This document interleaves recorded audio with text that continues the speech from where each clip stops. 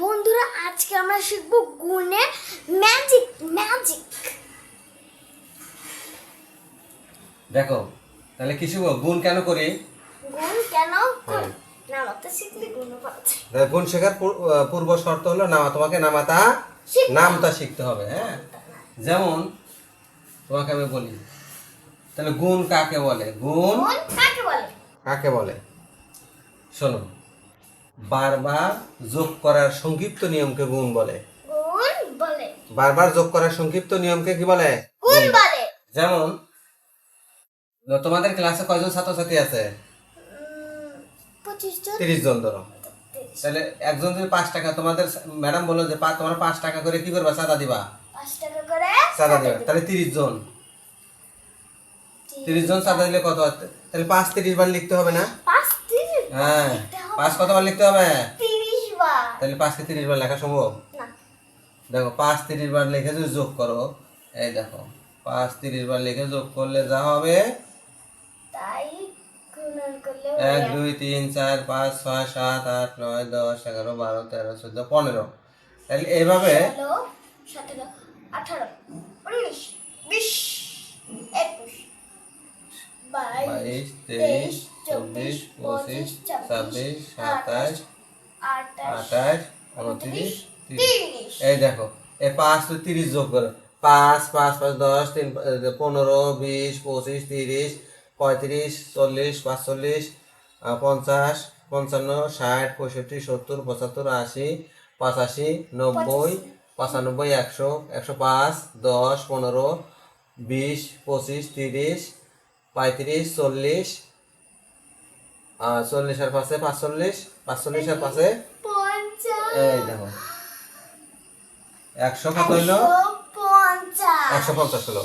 তাহলে সবগুলো কি যোগ করা সম্ভব না? তোমাদের ছাত্র কয়জন? মানে বলতে 30 জন। আর চাঁদা দিছো কয় টাকা করে? 5 টাকা করে। 5 টাকা। তাহলে এই 30 কে 5 দিয়ে গুণন করা লাগবে। 30 কে 5 দিয়ে গুণন করে দিলে ওইটা বের হবে। তাহলে শোনো, তাহলে এই 5 উপরে কি গুণ আছে না? আমরা কতকে গুণন করব? 30 কে গুণন করব। অর্থাৎ এই উপরে যে সংখ্যা থাকবে প্রত্যেক সংখ্যাকে নিচে 5 দিয়ে গুণন করব।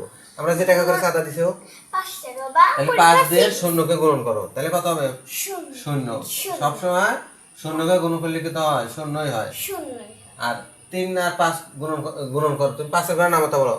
5 একে 5 5 দুগুণ 10 3 5 15 3 5 15 দাও।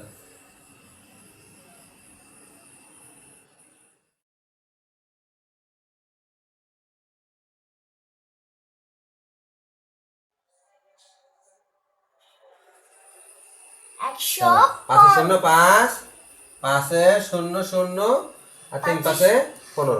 তাহলে কোনটা সহজ হলো? এইটা সহজ নাকি এটা সহজ? এটা সহজ। হ্যাঁ, এইজন্য বলছে, শোনো, এইজন্য বলে বারবার যোগ করার সংক্ষিপ্ত নিয়মকে গুণ বলে। দেখছো? তাহলে এটাই হলো গুণ। এই যে এতবার লিখে যোগ করারছে, তুমি এইভাবে লিখে গুণ করে দিলে একই রেজাল্ট হবে। এই জন্য বলে কি যে বারবার যোগ করার সংক্ষিপ্ত নিয়মকে গুণ বলে। এটার সংক্ষিপ্ত নিয়ম হলো এটা। যোগের সংক্ষিপ্ত নিয়ম কি? গুণ। কেমন? ঠিক আছে।